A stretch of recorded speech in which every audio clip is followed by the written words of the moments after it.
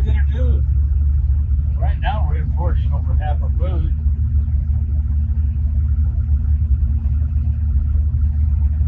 We're importing over half our food.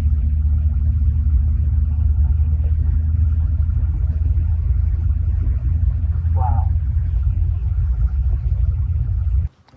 So why don't you guys just buy the farm? It's only $1 million.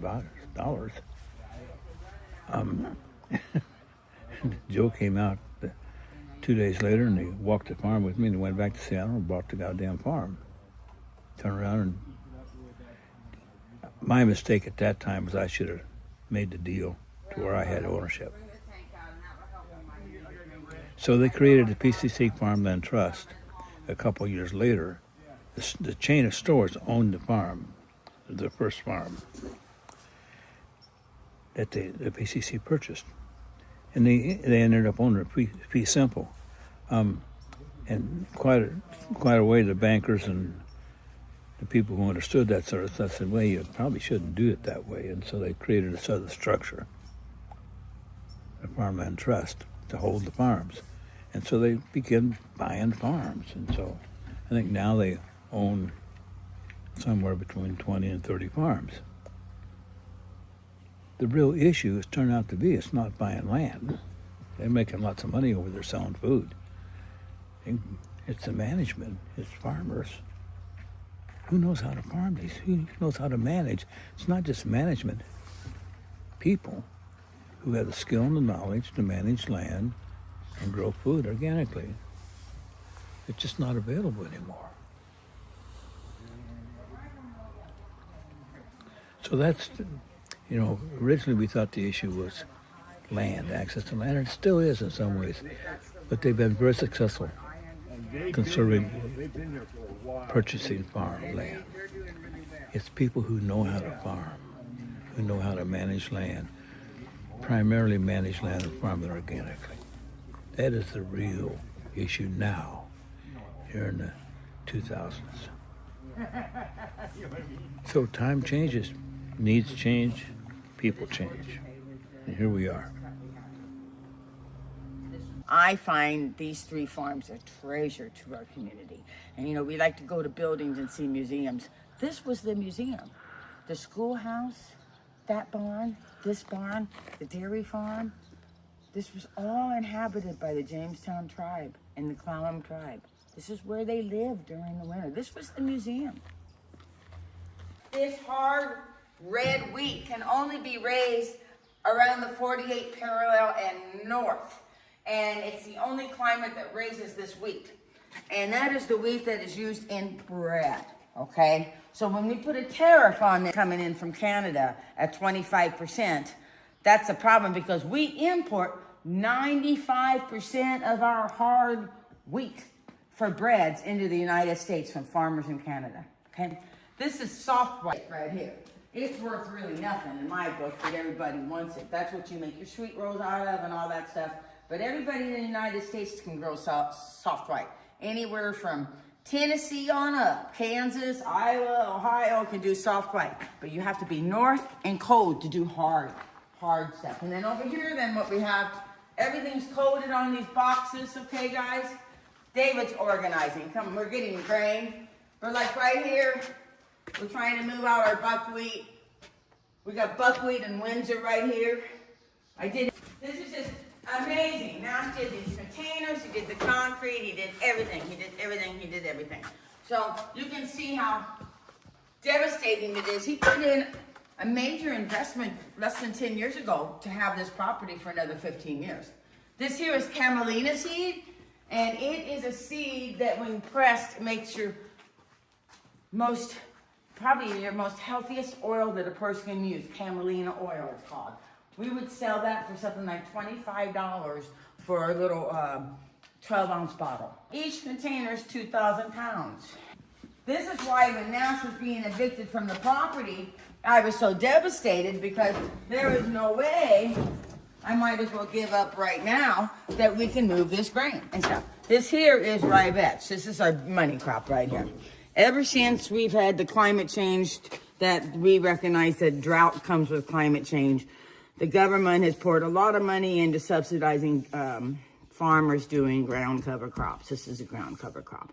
And a ground cover crop helps keep moisture into the soil, but it also will, depending on what items are in the ground cover, will add nitrogen to the soil. Okay.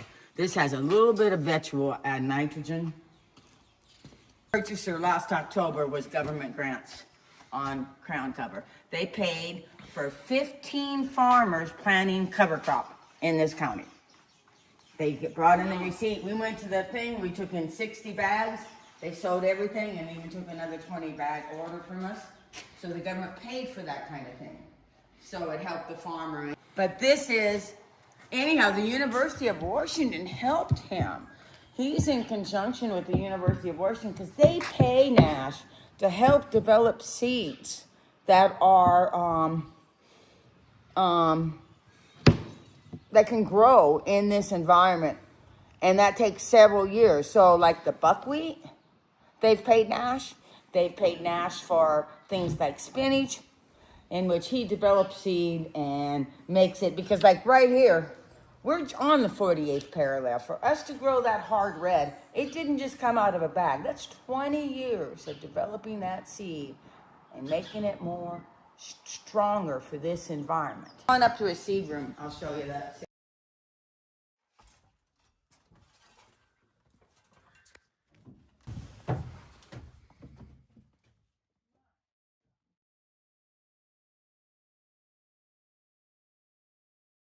Nash's inventory of grain seeds that he helped develop.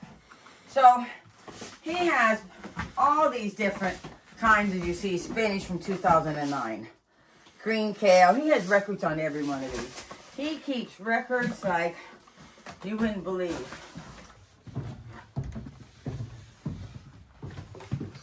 So this farm was built over 100 years ago. Oh, wow. And the concept I like to talk about barns and people who can work, keep in mind 100 years ago, we did not have chainsaws. We cleared the land by hand. We peeled the wood, we cut the wood, we dried the wood, we put it in place, and all these timbers came from around here in our fields. Keep that in mind. Anyhow, that's the end of the tour, Miss Crystal. When Nash took over this farm back in 2002, 2003, he actually found this farm. It was going to go on the real estate market. And so he reached out to his friends at PCC at that point who had more money and funds than he did, and proposed the idea that they go and help secure and conserve this farm. And there were many fundraisers then at that point created that we held, that PCC held, to generate the dollars for this farm. And ever since then, now 23 years, 25 years later, Nash is still farming this farm. He plants barley, he plants rye vetch, potatoes, oats, and buckwheat this year. So the farm is still very much a productive farm. We have gone away from vegetables for many reasons, but the grain that Nash raises can be done with our current tractors, along with our grain operation that's in the barn and our drying operation that's here. All of that is part of the farm operation of raising the grain. Here, you'll see something like 20 different screens. Each one of those screens is for a different level and process and a different operation. For seeds, for grain, for beans, all that. And then you get this machine going, and it gets going, and then it cleans it, okay? And right here, Nash designed this. It lifts up one of these, and it's on the wheels, and it dumps. So this thing goes all the way up and dumps. And it either goes down here as a ground, or it goes up there and feeds that machine.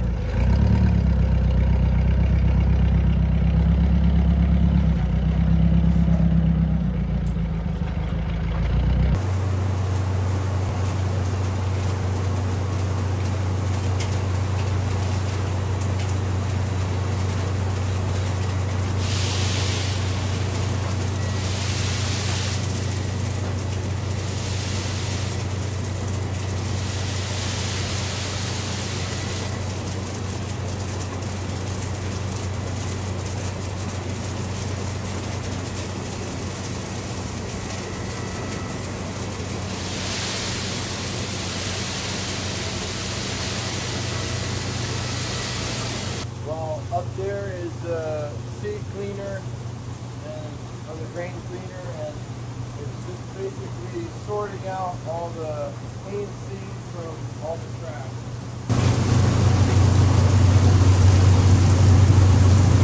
Like that's just rye vetch right there, and then a little bit of barley. This one takes out all of the junk, like just like the smaller stuff, or the too big stuff, or the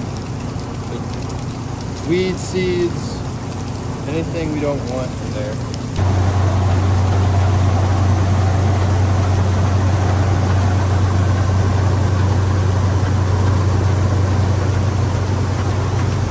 So what are those guys? Secondary one is for another seed cleaner, which is for smaller seeds,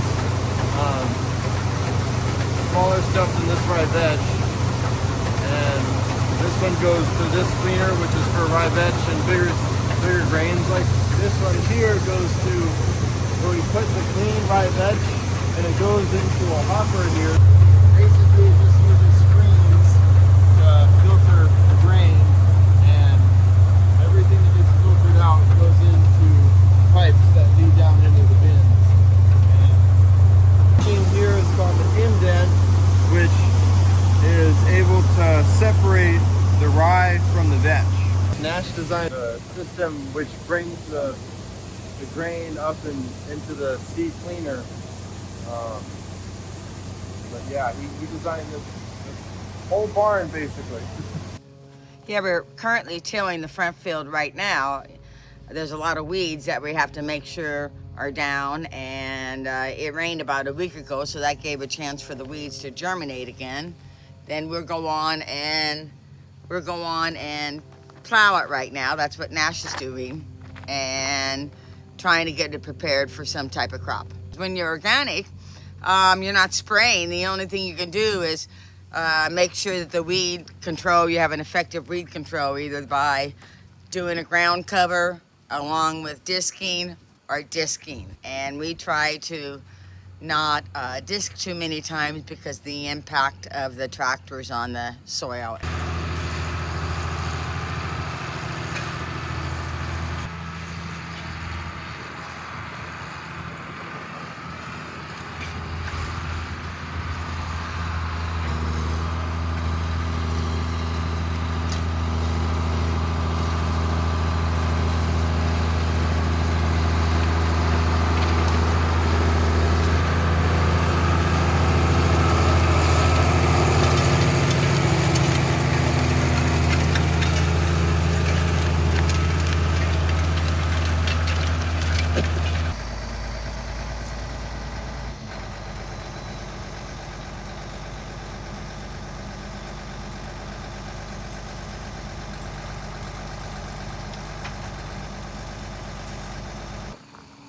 That's enough for one day. That's a heck of a tractor. Yes, it is. It's the biggest thing they made when I bought it. Hell of a day to be wearing a fur coat, isn't it? Yeah. Well, let's turn that air conditioning on in the van and get you put the cool off. Yes.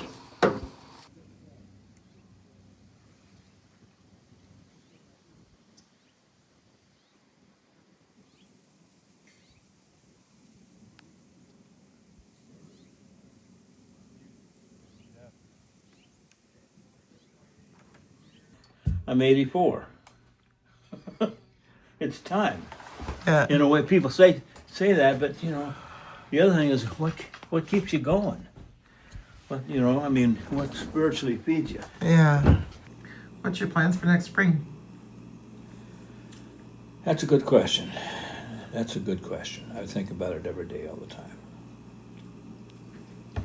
I don't know. People to take over what I have built here, and I've been slowly handing. There was one time. At one time, I had 7 farms. I now have 4. I've gotten rid of 3 of the best by passing them on to young men. Because what I've done with those farms is I've conserved them. they cannot be developed. And so now I still have 4 farms. They're all unique. One of them, the largest, is very unique. At times I've controlled thousands of acres through legal means. And if you know how to farm, nobody else knows how to farm. And you have the machinery. I had the equipment. I've got millions of dollars worth of farm machinery. And I know how to use it. There's less than 1 million people in this country that know how to do that. That's really important.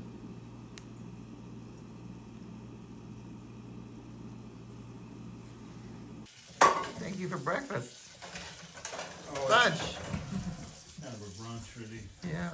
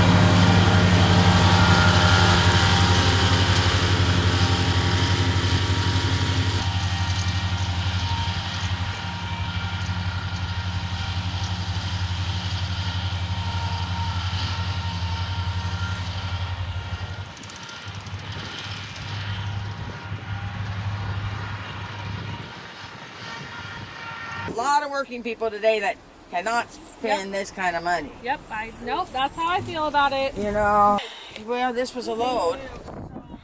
Okay, so 135 this, and then I'll pay that.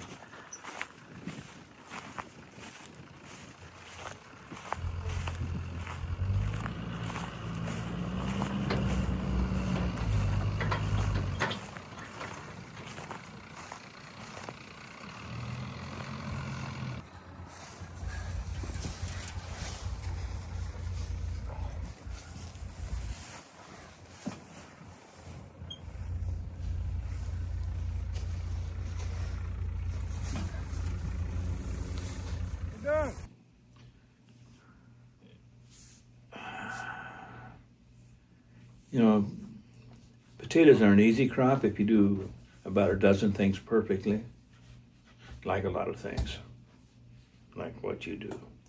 You know, it's easy if you just do a few things right. And have the machinery do that. Why did you go back to potatoes, Nash? There's several reasons. The one fellow who used to grow potatoes is timed out the last couple of years. I've got all the equipment, because it takes in order to do anything over a garden, you need horsepower and equipment. I've got all that stuff. And you can do it by yourself, where the carrots you can't. You can. Mm-hmm. It's nice if I had somebody who knew how to manage equipment, but I don't. And I don't need it, really. I mean, I'd have some weeds. That field doesn't look near as good as I'd like to see it look. And so I had part of the field I'm using for potatoes. I used it because I'd had it as pig pasture. Oh. So it's got fertility out to, oh my God. Wow. Yeah. And I knew the system was going to be a problem in that part of the field. It's not a surprise. But the fertility, oh my God. Oh, and organics, yeah. It's all about managing fertility the year before, or the 5 years before, or whatever, yeah. 50 horsepower. Well, I think technically it's supposed to be a 70 horsepower, but it's a pretty nice tractor. It's all right. It's unusual to have a piece of equipment break down with less than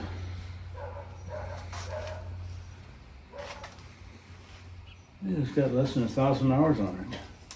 I have to look at I mean, I've got machines around here with 10,000 machine hours on them. Still running. Running good. I mean, that machine there probably has 10,000 hours on it. So I had this machine set up for the first range of cultivation with these S-tine cultivators on it for the potato crop. Normally, I would not change the setup. I just leave this tractor set up the way it is. This thing, I think, was built in 1953. 25 horsepower tractor. I have tractors that are 10 times as big, but they won't do what this tractor will do. They can't. It's all in the design and the thinking. The weed population changes, the plants get bigger, and you gotta change how you set the machine up.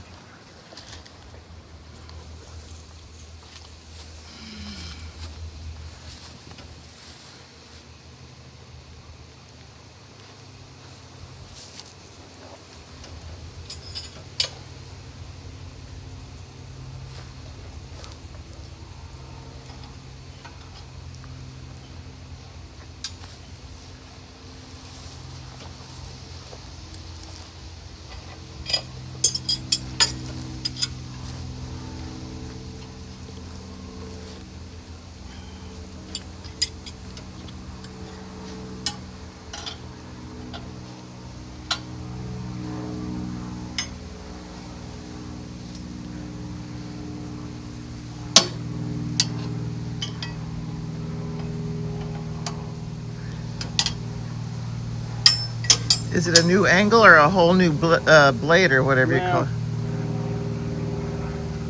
As the plants get bigger, they take up more room in the rows and in the field, so you need to you need to leave more room for them. So it's adjusting it. Yeah, well, I'm taking equipment out. I'm removing, cultivating, and sending the setup down. There you are. I filled up your wood box. I noticed that. Kind of nice. Yeah. Like this would cost you probably several times what it cost me to build it. And we all use a little different system.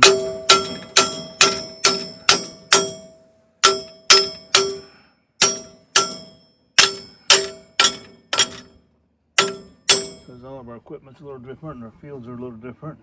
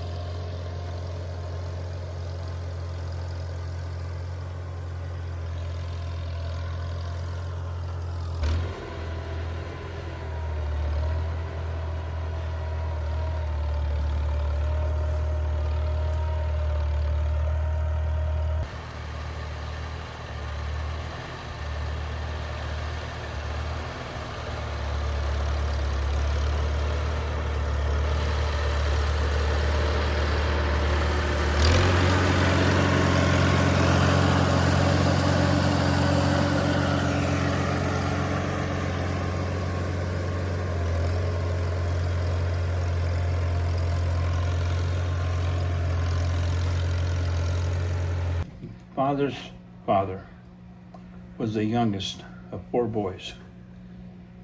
And I have pictures of that family standing in front of the log cabin. You could have fit 4 of those log cabins in this room. Yes, sir. And the father's holding the reins of a horse, a plow horse. Obviously very proud. That's all they had.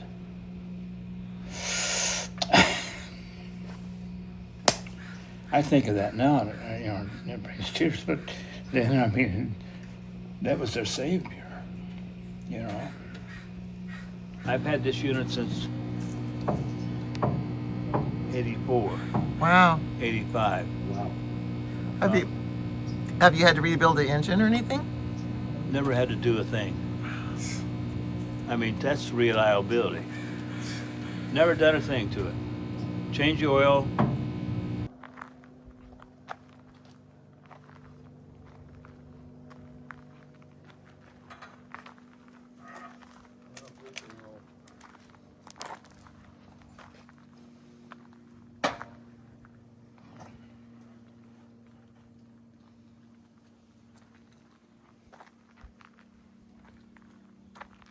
It was set up to run on our smaller tractor with limited hydraulic fittings, and now we've got another bigger unit, a bigger tractor that has more hydraulic power. And that's all it is, it's a matter of setup, because you got 2 independent hydraulic systems, actually 3.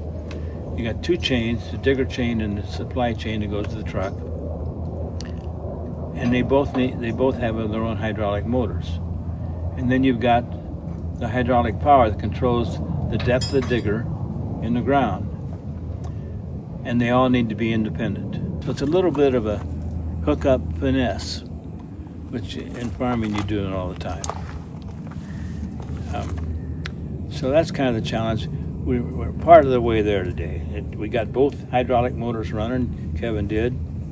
But you got to give credit where credit's due, and so I have to give credit to the people that raised me and showed me how to do this. My parents and my relatives who were all farmers. And they didn't necessarily show me how to use this piece of equipment because it didn't exist. But they showed me how to work. That's really important. So we're changing the setup again. It's something we do all the time. You just got to, you never know what you got to do till you got to do it quite often in this business.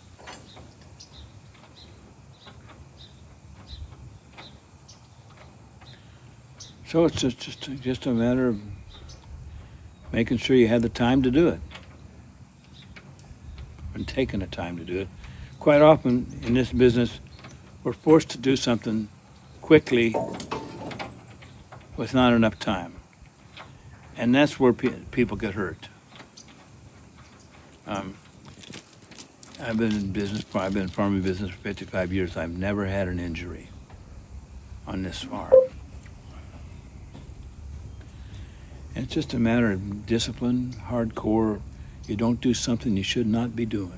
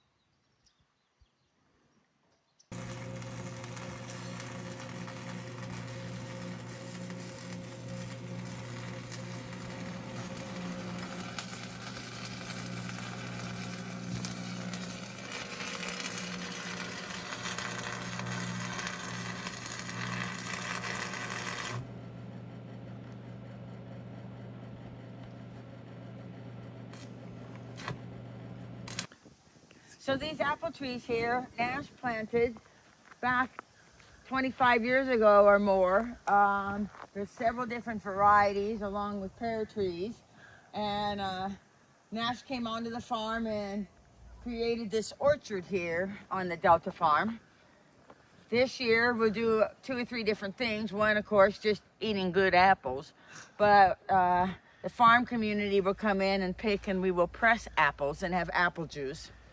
And then the apples that are left every time and the side products of the apple juice, we'll feed that to the pigs. The sows love that. And we'll pile it into the pig's cage, and they will eat it and snort and be happy. That, of course, then would make the meat sweeter, and it'd be a great time to butcher a pig is after you've done that process of giving them the fruit from your orchard. And so that's part of the whole process of farming.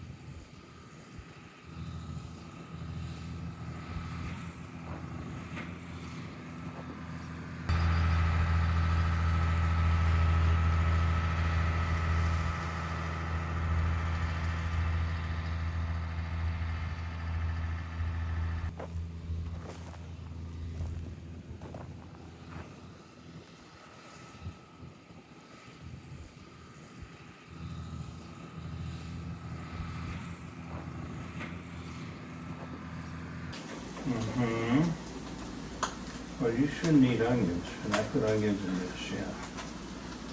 I did. Sorry about that. Yeah.